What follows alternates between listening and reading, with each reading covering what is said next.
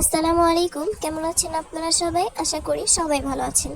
আজকে আমি আপনাদেরকে দেখাচ্ছি দারুণ স্বাদে মুখে লেগে থাকার মতো রুই মাছের একটি দারুণ রেসিপি। তো চলুন আজকের এই রেসিপিটি শুরু করা যাক। রেসিপিটি তৈরি করার জন্য একটা কড়াইয়ে তেল গরম করে নিতে হবে। তারপর আগে থেকে হলুদের গুঁড়া, মরিচের গুঁড়া, লবণ দিয়ে মাছগুলোকে মাখিয়ে রাখতে হবে। কিছুটা সময় মাছগুলোকে মেখে রেখে এখন আমি গরম তেলে একে একে মাছগুলো দিয়ে দিব। মাছগুলো দিয়ে কিছুটা সময় ভালো করে নাড়াচাড়া করে ভেজে নিতে হবে। তো একে একে ভালো করে সব মাছগুলোকে আমি দিয়ে দিচ্ছি। আর কিছুক্ষণ পরে উল্টে পাল্টে একটু নেড়ে চেড়ে মাছগুলোকে ভেজে নেব।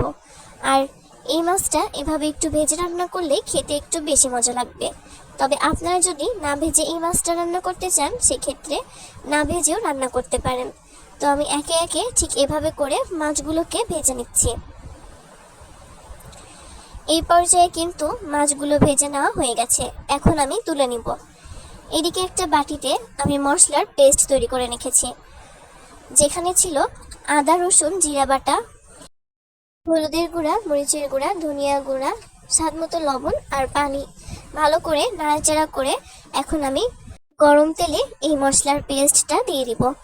এখন ভালো করে এটাকে নাড়াচাড়া করে আগে প্রথমে কিছুটা সময় ভেজে নিতে হবে, যাতে করে এই মশলাগুলোর একটা কাঁচা ভাব চলে যায়। এখানে অল্প একটু পানি দিয়ে দিলাম।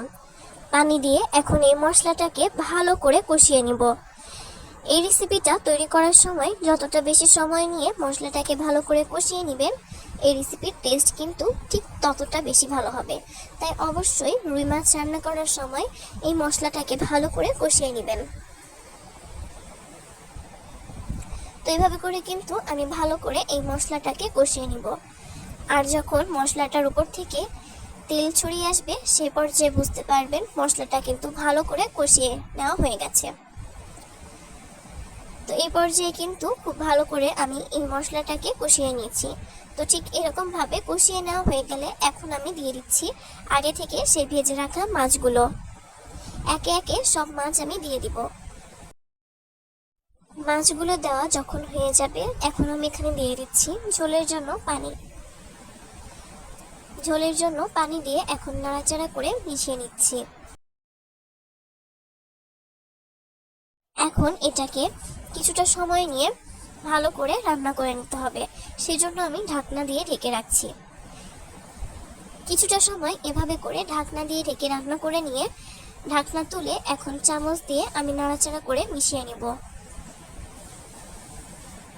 এইভাবে করে নাড়াচাড়া করে ভালো করে মিশিয়ে নিতে হবে। এখন ঠিক এভাবে করে আবার কিছুটা সময় নিয়ে এটাকে রান্না করে নিতে হবে। যারা রান্নার ক্ষেত্রে একেবারেই নতুন, তারাও কিন্তু এই রেসিপিটা দেখে খুব সহজে মজাদার স্বাদে রুই মাছের এই রেসিপিটি তৈরি করতে পারবেন। তো এই পর্যায়ে কিন্তু রান্নাটা প্রায় শেষের দিকে। আর কিছুক্ষণ রান্না করা হয়ে গেলে কিন্তু রেসিপিটা তৈরি হয়ে যাবে।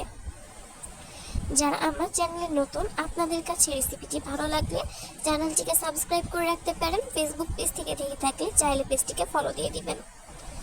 তো ঠিক এই পর্যায়ে কিন্তু রান্নাটা শেষ হয়ে গেছে, আমি নামিয়ে নিয়েছি। আপনাদের কাছে কেমন লেগেছে অবশ্যই জানাবেন আপনাদের মূল্যবান মতামতের মাধ্যমে। নতুন কোনো ভিডিওতে খুব শীঘ্রই নতুন কোনো রেসিপি নিয়ে আপনাদের সামনে হাজির হব। সবাই অনেক বেশি ভালো থাকবেন, সুস্থ থাকবেন।